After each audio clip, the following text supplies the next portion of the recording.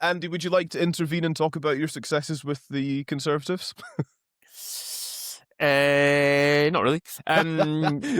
Actually, though, But I mean, there was a serious point about how other parties kind of gather, isn't there?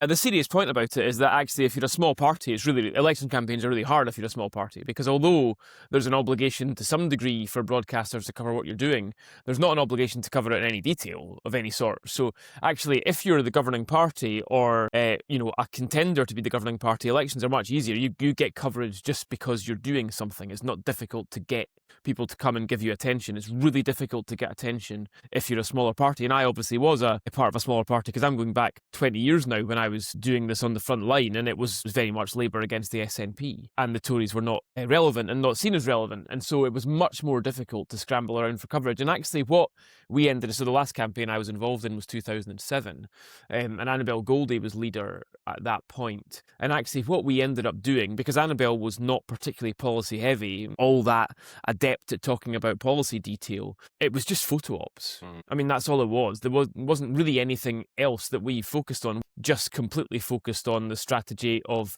putting her on zip wires, putting her on quad bikes, all of that sort of stuff. All the stuff that you saw Willie Rennie doing, all the stuff you saw Ruth Davidson doing, that was actually all started by Annabel Goldie in 2007, because we didn't really have any other way to get attention.